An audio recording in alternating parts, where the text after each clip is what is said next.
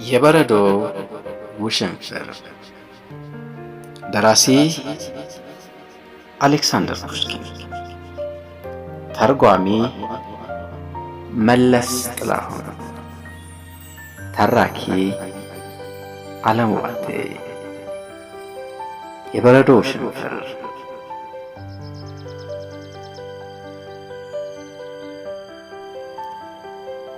በ1811 ዓመተ ምህረት መጨረሻ ገደማ በዚያ ከቶ ሊዘነጋን በማይችለው የታሪክ ወቅታችን ጋብሪላ ጋብሪሎቪች የሚባል ምስጉን ሰው ኔናራዶቭ በተባለ ርስቱ ላይ ይኖር ነበር። በእንግዳ ተቀባይነቱና በደግነቱ ድፍን ወረዳው ያውቀዋል። ጎረቤቶቹም ለመብላት ለመጠጣትና ከባለቤቱ ጋር ካርታ ለመጫወት ወደ ቤቷ ዘውትሮ ይመጣል። አንዳንዶቹ ደግሞ የደም ገንቦ የሆነችውንና ዘለግ ያለች የ17 ዓመት ልጃቸውን ማሪያ ጋብሪሎቭናን ለማየት ጎራ ይላሉ። ተስማሚ የትዳር ጓደኛ እንደምትሆን በማመን ብዙዎች ሰዎች ለራሳቸው አለዛም ለልጆቻቸው ለመዳር ይመኟት ነበር። የፈረንሳይን ልቦለድ ታሪኮች በማንበብ ያደገችው ማሪያ ጋብሪሎቭና በአንድ ወቅት በፍቅር ተጠመደች። የመረጠችው ፍቅረኛ በቂ ቅርስ የሌለው የጦር መኮንን ሲሆን የዓመት ፈቃዱን ወስዶ ከቤተሰቡ ዘንድ በረፍት ላይ የሚገኝ ነበር።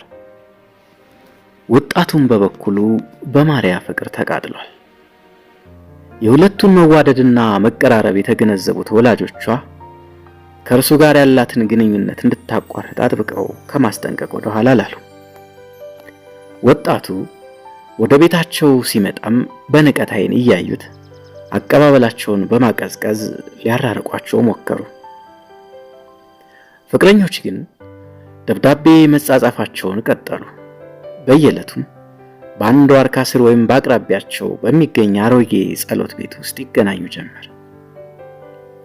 እዚያም ፍቅራቸው ለዘላለም ጸንቶ እንዲኖር ቃል ኪዳን ይገባሉ። በመፋቀራቸው ምክንያት እንደነርሱ ግፍ ስለደረሰባቸው ወጣቶች እያሰቡ ያዝናሉ። ችግራቸውን ለመወጣት ልዩ ልዩ እቅዶች ሲነድፉና ስለዚሁ ጉዳይ ደብዳቤ ሲለዋወጡ ቆይተው የማይቀር ነውና በመጨረሻ አንድ ውሳኔ ላይ ደረሱ። ተለያይተን ለመኖር አንችልም። ጨካኝ ወላጆቻችን ለደስታችን ደንቃራ ስለሚሆኑብን ለምን ፈቃዳቸውን አንጥስም የሚል ነበር ውሳኔያቸው። በቅድሚያ ይህን ሐሳብ ያመነጨው ወጣቱ ሲሆን በፍቅር የጦፈችው ማሪያ ጋብሪሎቭናን እጅግ አድርጎ አስፈነደቃት። ግን በመሃሉ ክረምት ገባና ግንኙነታቸውን አቋረጠው። ሆኖም የሚጻጻፉት ደብዳቤ ይበልጥ እንዲነፋፈቁና እንዲተሳሰቡ አደረጋቸው። ቭላድሚር ኒኮላቪች ለፍቅረኛው በሚጽፍላት በእያንዳንዱ ደብዳቤ የእርሱ ብቻ እንድትሆንና በሚስጥር እንድታገባው ተሸሽጋም ለጥቂት ጊዜ አብራው እንድትኖር አጥብቆ ይለምናታል። ከዛ በኋላ ወላጆቿ ጫማ ላይ እንደሚወድቅ ቤተሰቦቿም በሁለቱ ፍቅረኞች ጽኑ መተሳሰብና መጉላላት ልባቸው ተነክቶ ልጆቻችን ኑ ከቅፋችን ግቡ ማለታቸው እንደማይቀር ያስረዳታል። ማሪያ ጋብሪሎቭና ቁርጠኛ ውሳኔ ላይ ለመድረስ ብዙ ጊዜ ፈጀባት። አያሌ መኮብለያ ዘዴዎችን ሳትቀበል ቀረች። በመጨረሻ ግን ተስማማች። በቀጠሮው ቀን ራሷን እንዳመማት ሐሳባ በ4 ሰዓት እንዳትገኝና መኝታ ቤቷ እንድትቆይ ታቀደ። ሞግዚቷ የሚስጥር ተካፋይዋ ሆነች። በእቅዱ መሰረት 2 ኮረዳዎች በጓሮ በር ወጥተው ወደ አትክልት ስፍራው ካመሩ በኋላ የሚጠብቃቸው ሰረገላ ተሳፍረው ከኔናራዶቭ እስከ ዣድሪኖ ድረስ ያለውን 5 ኪሎ ሜትር ርቀት በመጓዝ በቀጥታ ቭላድሚር እነርሱን ከሚጠብቅበት ቤተክርስቲያን እንደሚደርሱ ተመካከሩ። በዚያች ወሳኝ ቀን ዋዜማ ማሪያ ጋብሪሎቭና ሌሊቱን በሙሉ እንቅልፍ ባይኗ ሳይዞር አደረች። ቁም ሳጥኗን ከፍታ ልብሶቿን በአንድ ሻንጣ አጨቀች። ለአንድ ሆደ ባሻ ወጣት ሴት ጓደኛዋ አንድ ረጅም ደብዳቤ፣ አንድ ሌላ ደግሞ ለወላጆቿ ጻፈች። ልብ በሚፈነቅል ስሜት ወላጆቿን ተሰናበተቻቸው። ይህን እርምጃ የወሰደችው በኃይለኛ የፍቅር ሰንሰለት በመታሰሯ መሆኑን አስረድታ እንደገና ተመልሳ መጥታ ውድ ወላጆቿ ጫማ ላይ በመውደቅ ፈቃዳቸውን የምታገኝበትን ቀን እንደምትናፍቅ፣ ያቺ ቀንም በሕይወቷ ዋነኛዋ የደስታ ወቅት እንደምትሆን በደብዳቤ መደምደሚያ ላይ ገለጸች። ሁለቱን ደብዳቤዎች በጥንድ ልቦች ስዕል አስጊጣና በግርጌውን መግለጫ አስፈራበት ካሸገች በኋላ ሊነጋጋ አቅራቢያ አልጋዋ ላይ ወደቀች። ሸለብ ቢያደርጋትም በአስፈሪ ህልም ከመባነን አልዳነችም።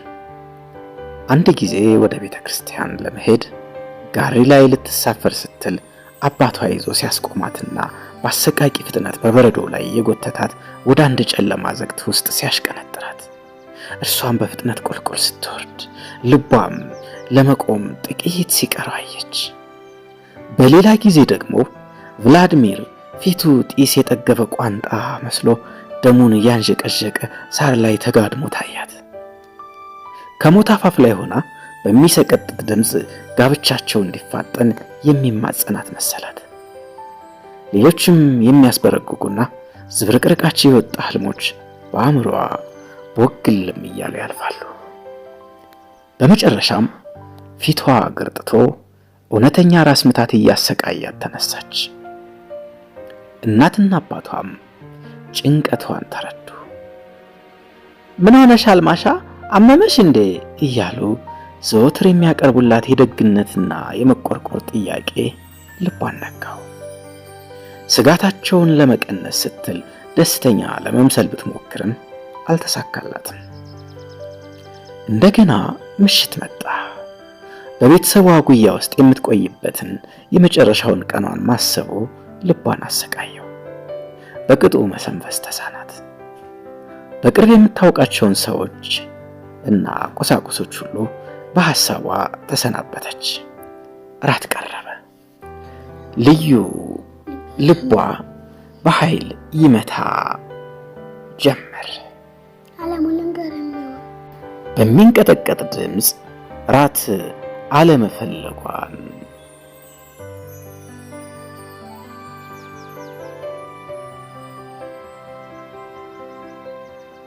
በሚንቀጠቀጥ ድምፅ ራት አለመፈለጓን አስታውቃል። እናትና አባቷን ደህና ደሩ አለች። እንደተለመደው ስመው መርቀዋት ለማልቀስ ቃጣት። መኝታ ክፍሏ እንደገባችም አንድ ምቹ ወንበር ላይ እንዘፍ ብላ እንባዋን አጎረፈችው። ሐዘኗን ቻል አድርጋ እንባዋን እንድታደርቅ ሞግዚቷ ለመነቻት። ሁሉም ነገር ተዘጋጅቷል። ከግማሽ ሰዓት በኋላ የወላጆቿን ቤት፣ የራሷን የመኝታ ክፍልና ሰላም የሰፈነበትን የልጃገረድነት ሕይወቷን እስከ ዘላለም ጥላ ልትሄድ ነው። ውጪ የበረዶ ውሽንፍር ያፏጫል። ነፋሱ ይጋረፋል። የመስኮቶቹ መዝጊያ ከወዲያ ወዲህ ይላጋሉ፣ ያንሲያጥጣሉ። ሁሉም ነገር የሚያሰጋ ወይም የመቅሰፍት ምልክት መስሎ ታያት። ወዲያው መላ ቤተሰቡ በእንቅልፍ ተዋጠ። ማሻ ትከሻዋ ላይ ሻርፓን ጣል አድርጋ ሙቀት የሚሰጥ ካፖርቷን ደርባና የጌጥ ሙዳዩን አንጠልጥላ በጓሮ በር ሹልክ አለች። ሞግዚቷም ሁለት የተጠቀለሉ ጓዞች ይዛ እየተከተለቻት ወደ አትክልቱ ቦታ ሄዱ። የበረዶው ውሽንፍር ጋብ አላለም። ነፋሱ ሴረኞቹን ላለማስኬድ ጥረት የሚያደርግ ይመስል ፊታቸውን ይገርፋቸው ጀመረ። እንደምንም ብለው ከአትክልት ዳርቻ ደረሱ። ከዚያም አንድ ጋሪ እየጠበቃቸው ነበር። ቅዝቃዜው በሰውነታቸው ዘልቆ የገባቸው ፈረሶች አደብ ገዝተው ለመቆም አልቻሉም። የቭላድሚር ሰረገላ ነጂ የሚቁነጠነጡትን ፈረሶች ለማስታገስ በጋሪ እስትንጋዎች ፊት ለፊት ሆኖ ላይና ታች ይንጎራደዳል። ወጣቷና ሞግዚቷ ጋሪው ላይ እንዲወጡ ሁለቱን የጓዝ ጥቅሎችና የጌጣጌጥ ሙዳይ አደላድለው እንዲያስቀምጡ ረዳቸው። ከዚያም ልጓሙን ሳብ ሲያደርግ ፈረሶቹ ዘለው ወደፊት ተፈተለኩ። እዚያ ላይ ባለ ታሪኳን ወጣት ለዕጣዋና ለሰረገላ ነጂው ጥበብ ትተን ወደ ወጣቱ ፍቅረኛዋ እንመለስ።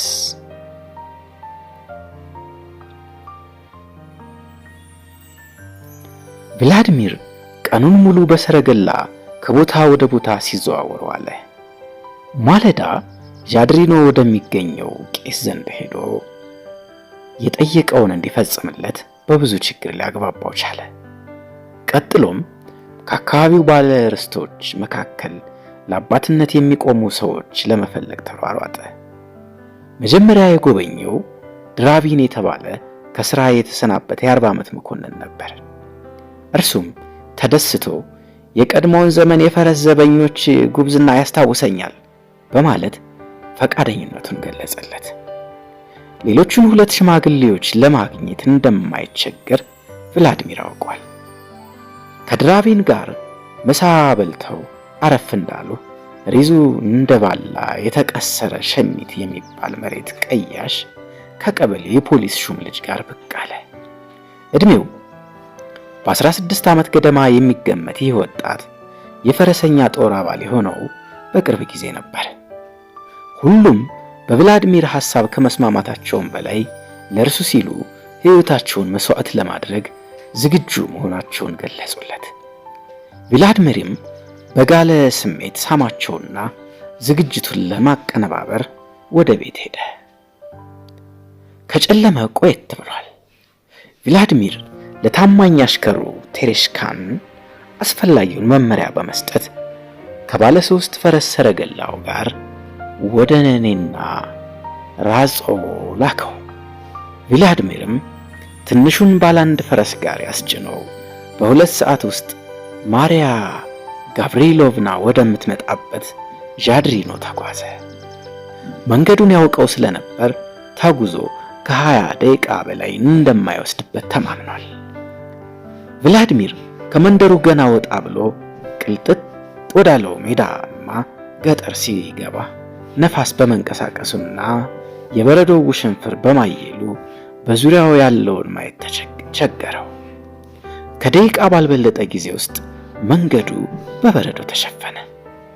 አካባቢው ደብዛዛና ቢጫ በሆነ የበረዶ ጭጋግ ተዋጠ። በመካከሉ ነጭ የበረዶን ክብሎች እየተምዘገዘጉ ይወርዱ ጀመር። ምድርና ሰማይ ተጋጠመ። ቭላድሚር በድንገት መንገዱን ሳተና ወደ አሰበው አቅጣጫ ተመልሶ ለመግባት ቢሞክርም ድካም ሁሉ ከንቱ ሆነ። ፈረሱም ወደ አንድ ያልታወቀ ዓለም ገብቶ አንድ ጊዜ በረዶ ክምር ላይ እየወጣ ሌላ ጊዜ ደግሞ ጉድጓድ ውስጥ እየወደቀ መዳከር ጀመረ። ጋሪውም ደግሞ የተገለበጠበት ተገለበጠበት። ቭላድሚር ከሁሉም ይልቅ ያሳሰበው አቅጣጫውን መሳቱ ነበር። ግማሽ ሰዓት ከተጓዘ በኋላም እንደፈራው ዣድሪኖ ሳይደርስ ቀረ። ተስፋ ሳይቆርጥ ከ10 ደቂቃ በላይ ቢጓዝም ዣድሪኖን ማየት አልቻለም። ቭላድሚር አያሌ የሚያንደረድሩ ተዳፋቶች በሚያቆራርጡ በዚያ ውላላ ሜዳ ላይ ጉዞውን ቀጠለ። የበረዶው ውሽንፍር ገና ጋብ አላለም። ሰማዩም ከአጽናፍ እስከ አጽናፍ በከበድ ደመና ተሸፍኗል። ፈረሱ ተዳከመበት። ከደረሰበት ትኩሳት ለማምለጥ እስከ ወገቡ በረዶ ውስጥ ቢሰፈቅም ለማዳን አልቻለም። ቭላድሚር ላባ ጠመቀው። በመጨረሻም ያልሆነ አቅጣጫ ይዞ እንደሚጓዝ ተረዳ። ልጓሙን አጥብቆ ይዞ የመንገዱን አቅጣጫ ለማስታወስ ሞከረ። ወደ ቀኝ መታጠፍ እንደነበረበት ተገንዝቦ ያን አቅጣጫ ያዘ። ፈረሱ ግን መላወስ እንኳን ተሳነው። ጉዞውን ከጀመረ ከ1 ሰዓት በላይ ሆኖታል። ከእንግዲህ ዣድሪኖ ብዙም አይርቅ የሚል ግምት አደረበት። ሆኖም ቢጓዝ ሜዳው አላልቃለው። ከበረዶ ክምር በስተቀር ሌላ የሚታይ አልነበረም። ጋሪው በየጊዜው ሲገለበጥ ቭላድሚር ያላንዳች መታከት ያቀነዋል። ጊዜው ነጎደ። ቭላድሚር ከባድ ጭንቀት ተሰማው። በኋላም የሆነ ጥቁር ነገር ከፊት ለፊቱ ብቅ አለለትና ቭላድሚር ፈረሱን ወደዛ አቅጣጫ መራው። ቀረብ እያለ ሲሄድ አንድ ዘርዛራ ጫካ መሆኑን አየ። ለእግዚአብሔር ምስጋና ይግባው፣ ከእንግዲህ ተዳርሻለሁ በማለት አሰበ። ቀድሞ የሚያውቀውን መንገድ አገኛለሁ በሚል ተስፋና ዣድሪኖም ከዘርዛራው ጫካ ማዶ መሆን አለበት በሚል ተስፋ ጫካውን ሰንጥቆ አለፈ። በረዶ ቅጠሎቻቸውን በማርገፉ ቅርንጫፎቻቸው ብቻ በተንጨፈረረው ዛፎች ስር ጉዞውን ቀጠለ። እዚያ ቦታ ነፋሱ እምብዛም ኃይለኛ አልነበረም። መንገዱም ምቹ ነው። ፈረሱ አዲስ ኃይል አገኘ። የቭላድሚርም መንፈስ ተረጋጋ። ነገር ግን ቢጓዝ አሁንም ዣድሪኖ መድረስ አቃተው። ጫካው ማለቂያ የሌለው ሆነበት። ቭላድሚር ከማያውቀው ዱር ውስጥ እንደገባ በተገነዘበ ጊዜ በከፍተኛ የድንጋጤ ስሜት ተርበተበተ። ተስፋ ቆርጦ ፈረሱን ደጋግሞ ገረፈው። ምስኪኑ እንስሳም ለመጋለብ ሞከረ። ነገር ግን ወዲያው ደከመ። ያልታደለው ቭላድሚር የተቻለውን ሁሉ ቢያደርግም ፈረሱ ጉልበቱ እየካደው ይጎተትበት ጀመር። በመጨረሻም ቭላድሚር ከጫካው ወጣ። ዣድሪኖ ግን አይታይም። እኩለ ሌሊት ገደማ የሆነ መሰለው። እንባው በጉንጮቹ ላይ ጣምራ እየሆነ ወረደ። ጉዞውም ዓላማ ቢስ ሆነበት። አውሎ ነፋሱ ጋብ ብሏል። ደመናዎቹ ተበትነዋል። ከፊት ለፊቱ በነጭ የበረዶ ግግር የተሸፈነ አውላላ ሜዳ ተደቅኗል። ምሽቱ በመጠኑም ቢሆን የጠራ ነበር። ትንሽ ራቅ ብሎ ችምችም ያሉ ቤቶች የሚገኙበት መንደር አየና ቭላድሚር ወደ መንደሩ አመራ። እንደደረሰም ከጋሪው ላይ ዱብ ብሎ ወደ መጀመሪያዎቹ ጎጆ መስኮት ሮጠና አንኳኳ። ከጥቂት ደቂቃ በኋላ ተከፍቶለት አንድ ሽማግሌ ሸብቱ ጢሙን ብቅ አድርጎ ምን ይፈልጋሉ አለው። ዣድሪኖ ከዚህ ይርቃል ሲል ጠየቀው። አይ ብዙም አይርቅ፣ 10 ኪሎ ሜትር ያህል ቢሆን ነው። ቭላድሚር ይህን መልስ ሲሰማ ጸጉሩን ነጭና የሞት ፍርድ እንደተቀበለ ሰው ክው በማለት በቆመበት ተገትሮ ቀረ። ለመሆኑ ከየት ነው የመጡት በማለት ጠየቀው ሽማግሌው። ቭላድሚር ጥያቄውን ለመመለስ አቅም አልነበረውም። ወደ ዣድሪኖ የሚወስደኝ ፈረስ ሊያገኙልኝ ይችላሉ ሲል በተራው ጠየቀው ቭላድሚር። አየ ጉድ፣ ፈረስ እንዳለው ሰው ቆጥረውኝ አለ ገጠሬው። እሺ መንገዱን የሚያሳየኝ ሰውስ አያገኙልኝም? የጠየቀውን እከፍላለሁ። ትንሽ ይታገሱ አለ አዛውንቱ መስኮቱን እየዘጋ። ልጁን ልከውና መንገዱን ያሳየውታል። ቭላድሚር ጠበቀ። ገና 1 ደቂቃ እንኳን ሳይሞላ ቭላድሚር መስኮቱን እንደገና ቆረቆረ። መስኮቱ ተከፈተና የበፊቱ ጢም ብቅ አለበት። ምን ይፈልጋሉ? የታለ ልጆ? እየመጣ ነው። ቦት ጫማውን እያጠለቀ ነው። እስከዛ ጎራ ይበሉና ይሙቀውት። አረ ግድ የለም እግዚአብሔር ይስጥልኝ። ይልቅ ልጆን ቶሎ ይላኩልኝ። በሩ ሲጥጣለ በትር የያዘ አንድ ወጣት ከቤት ወጥቶ ፊት በመሄድ መንገዱ በበረዶ ክምር ተሸፍኖ ስለነበር አንዳንዴም ቆም እያለ አቅጣጫውን በማሰብ ይመራው ጀመር። ስንት ሰዓት ነው ሲል ቭላድሚር ጠየቀው። ከእንግዲህስ ወደ መንጋቱ ነው ብሎ መለሰ ልጁ። ከዛ በኋላ ቭላድሚር ቃል አልተነፈሰም። ዣድሪኖ ሲደርሱ ዶሮ ጮሆ ሰማዩ የአህያ ሆድ መስሏል። ካሰበው ቦታ ከቤተ ክርስቲያኑ ደረሰ። በሮቹ ተዘግተዋል። ቭላድሚር መንገድ ለመራው ወጣት ገንዘብ ከፍሎ ካሰናበተው በኋላ ወደ ቄሱ መኖሪያ ቤት ሄደ።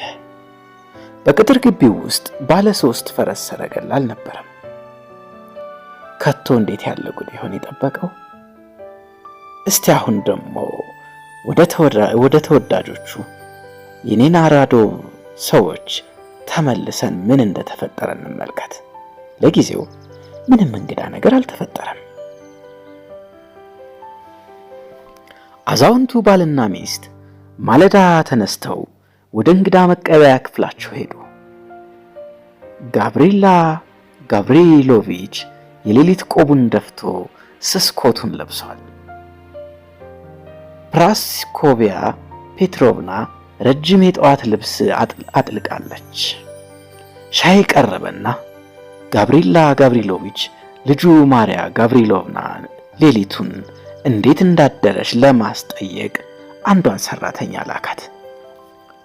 ሰራተኛዋ ተመልሳ ወጣቷ እመቤት ስትታይ ብታድርም አሁን ሻል እንዳላትና በጥቂት ጊዜም ውስጥ ወደ እነርሱ እንደምትመጣ ገለጸችለት። ወዲያውኑ በሩ ተከፈተና ማሪያ ጋብሪሎቭና ገብታ አባትና እናቷን እጅ ነሳች። ራስሽን ተሻለሽ ማሻ ብሎ ጠየቃት። ጋብሪሎቪች ሻል ብሎኛል አባዬ በማለት መለሰችለት። ማሻ ራስሽን ያሳመመሽ ምድጃው ሳይሆን አይቀርም እኮ ማሻዬ አለቻት እናቷ። አዎ ምናልባት እሱ ይሆናል እማዬ ነበር የማሻ መልስ። ቀኑ እንደምንም አለፈ። በዚያን ሌሊት ግን ማሻ በእርግጥ ታመመች። በአቅራቢያው ከሚገኝ ከተማ ሐኪም ተፈልጎ እንዲመጣ ሰው ተላከ። ሐኪሙ በማግስቱ ወደ ማታ ገደማ ሲመጣ በሽተኛይቱ በመቃጀት ላይ ነበረች። ሕክምናው እምብዛም አልረዳት። ኃይለኛ ትኩሳት ለቆባት ምስኪኗ ኮረዳ ለ2 ሳምንታት በሞትና በሕይወት መካከል ሆና ስታጣጥር ቆየች። ቀደም ሲል ለመኮብለል ታደርገው ሙከራ ከቤተሰቡ ማንም የሚያውቅ አልነበረም። ያን ጊዜ የተጻፉት ደብዳቤዎች ተቃጥለዋል። የማሻ ሞግዚትም የጌታዋን ቁጣ በመፍራት አንድ ቃል ለማንም ሰው አልተነፈሰችም።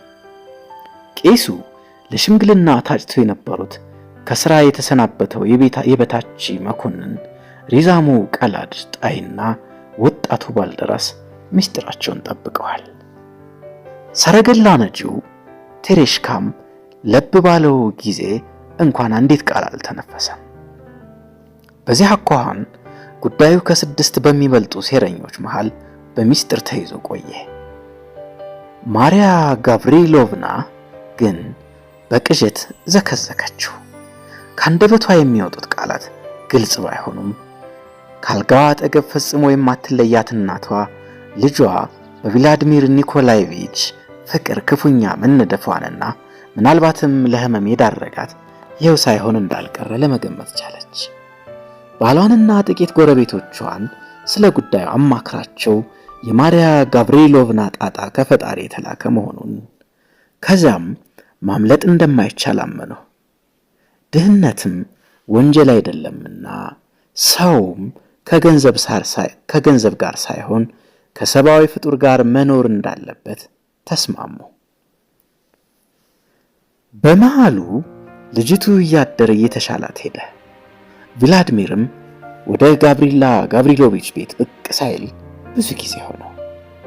የተለመደው ቀዝቃዛው አቀባበላቸው አስበርግጎታል።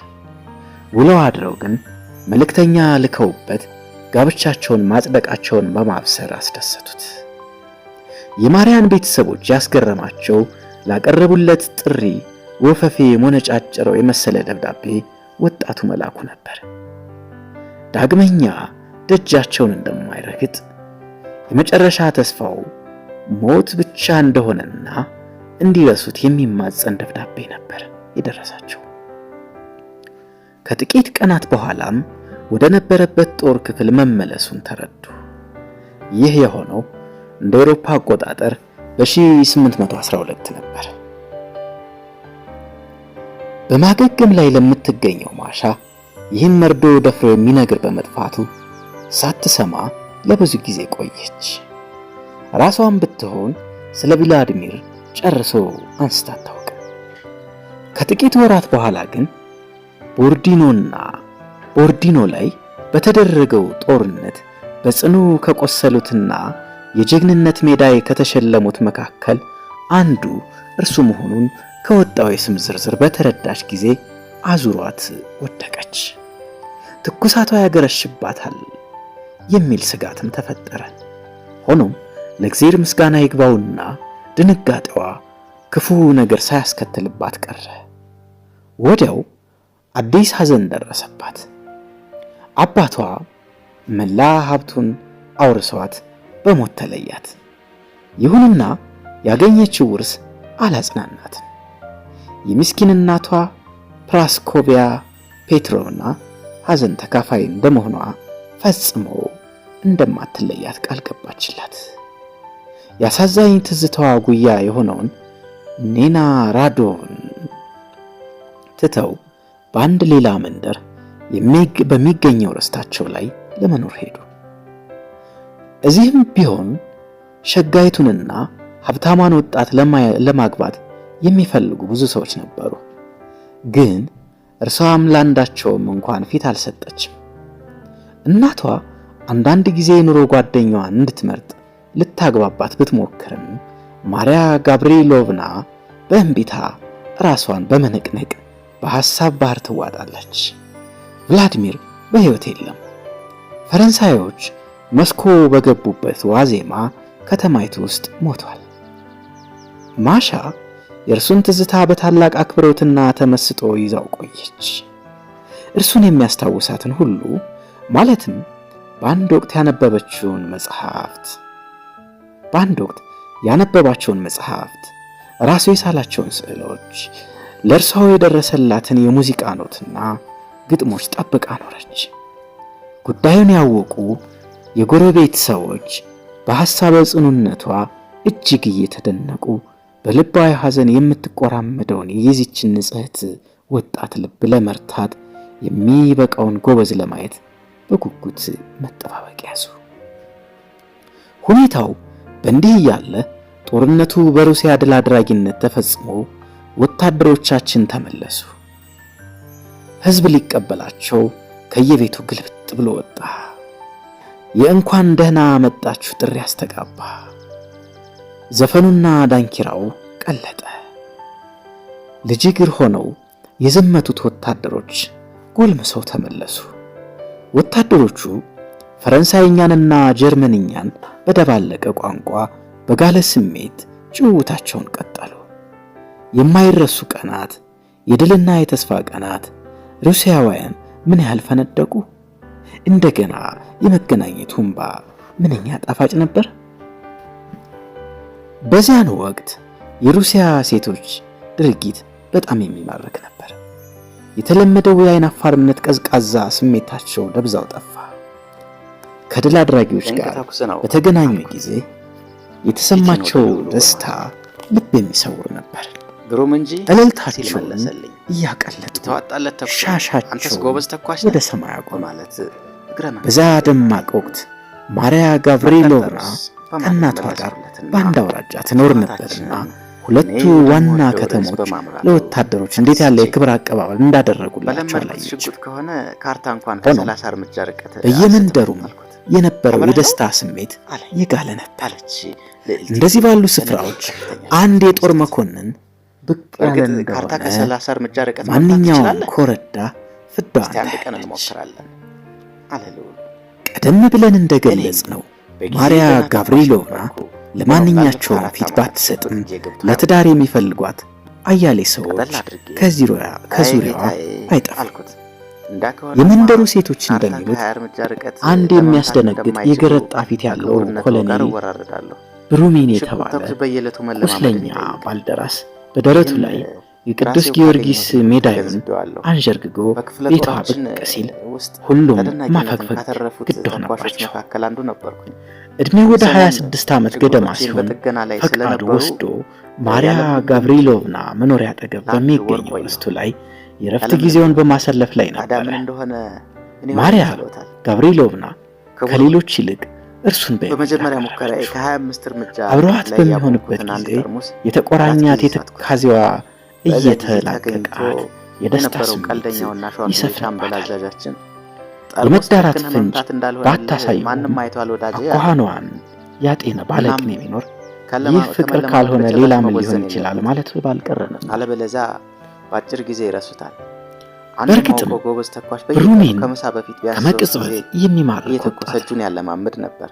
ሴቶች የሚወዱት አይነተኛ ጠባይ ያለው ጨዋ፣ በሙሉ ልቡ ሰውን የሚያከብርና የማያታክት ቀልደኛ ነው። በተፍታታ አንደበት በማሪያ ጋብሪሎቭና ፊት ያለ መቅለስለስ በፍጹም የበለጠ አብራራለሁ አሌሎ። ሆኖም ግን ከአንደበቷ የሚወጣውንና የምታደርገውን ነገር በሙሉ በሐሳቡ እና በዓይኖቹ ልክ አድርጎ ይከታተላል።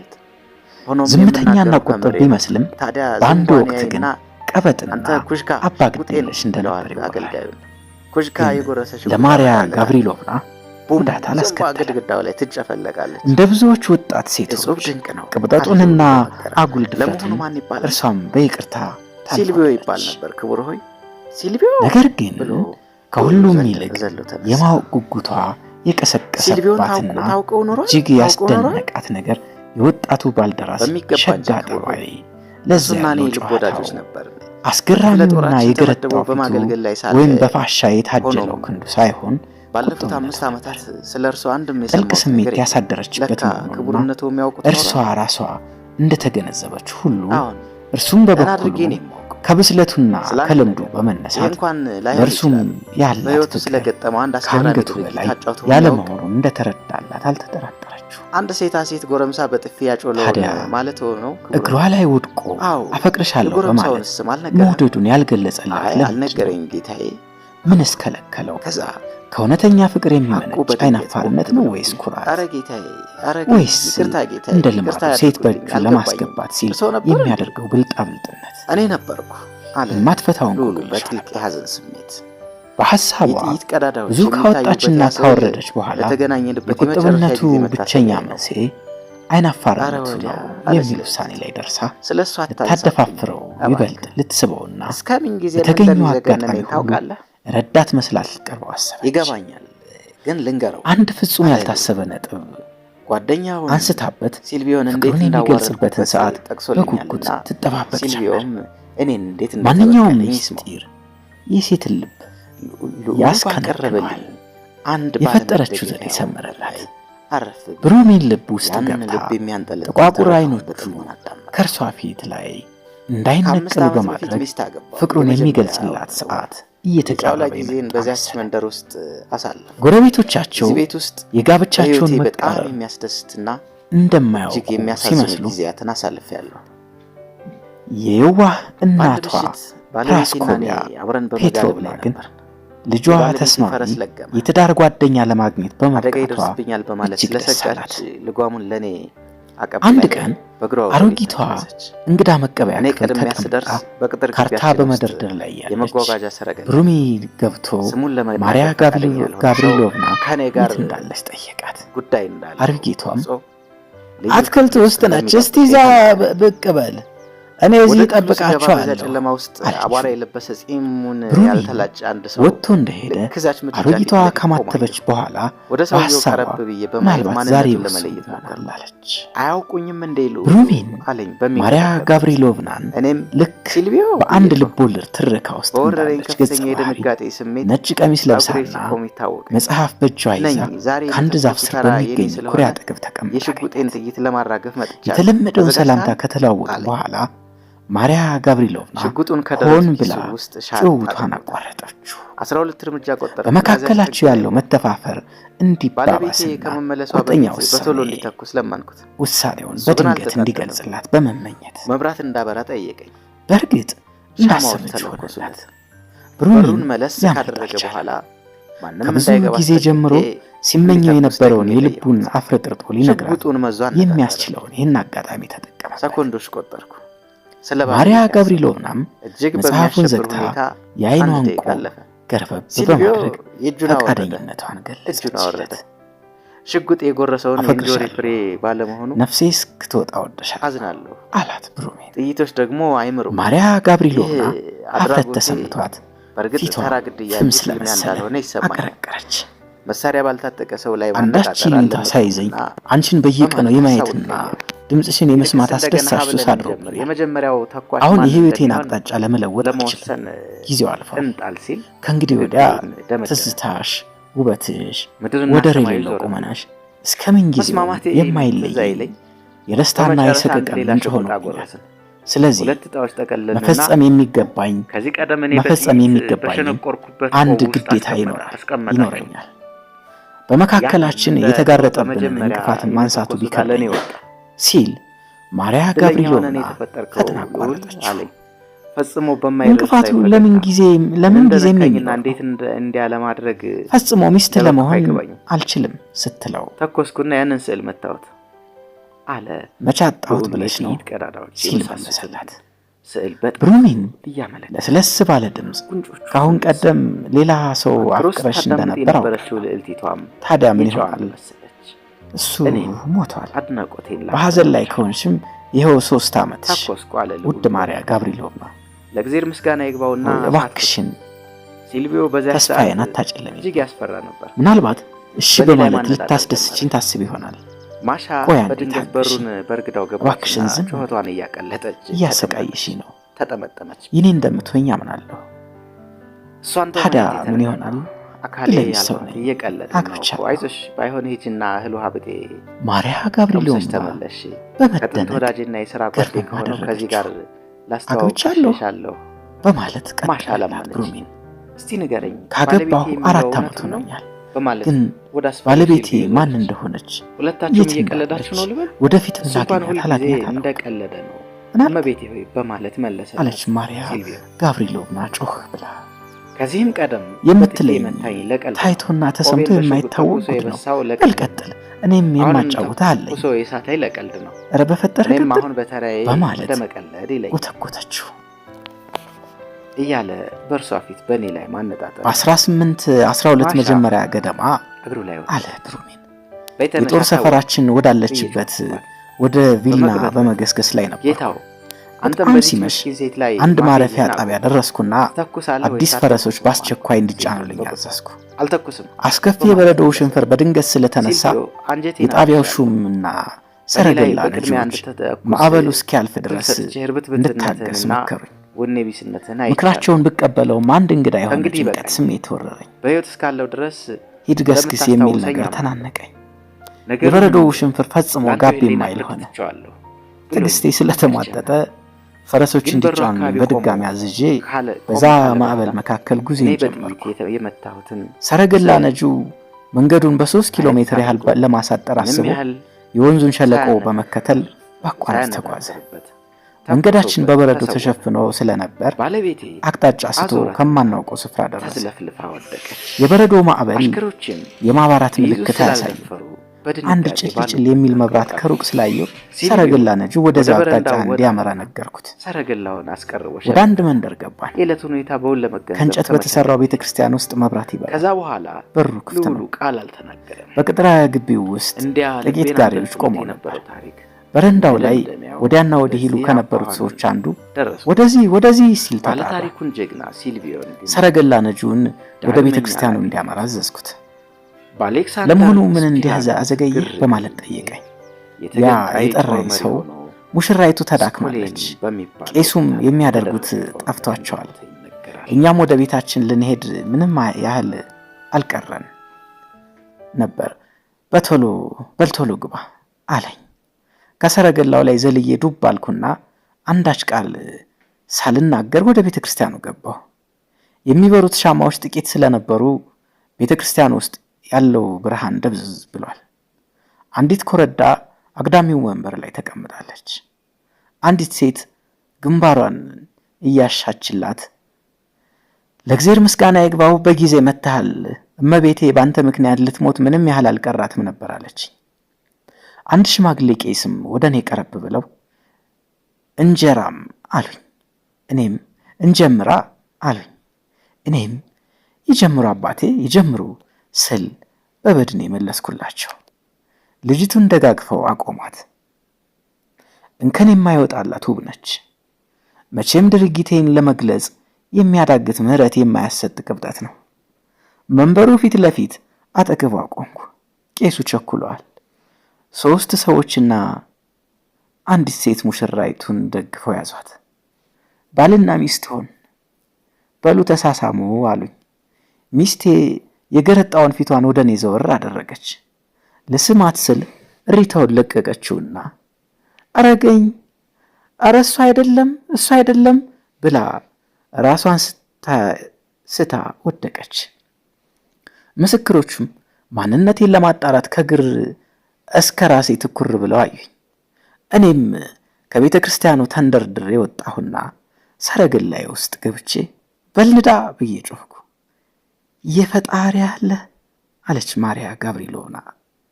እና ያቺ ያልታደለች ሚስት ማን እንደሆነች አታውቅም ማለት ነው? እንዴት ብዬ ሲል መለሰላት ብሩሚን።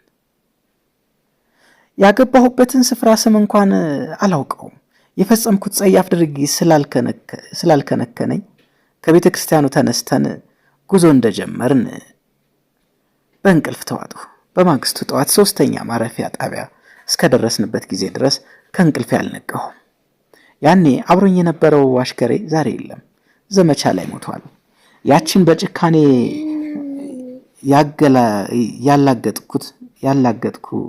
ያላገጥኩባትን ሴት ፈልጌ ለማግኘት ተስፋ የለኝም። በእሷ ላይ በፈጸምኩት ግፍ ይኸው እስከ ዛሬ ታስሬ እኖራለሁ። ወይ እግዚአብሔር አለች ማርያ ጋብሪሎቭና እጁን አፈፍ አድርጋ። ለካስ አንተ ኖርሃላ፣ እናም ልታስታውሰኝ አልቻልክም? ብሩሚን ፊቱ ይበልጥ ገርጥቶ እግሯ ላይ ወደቀ።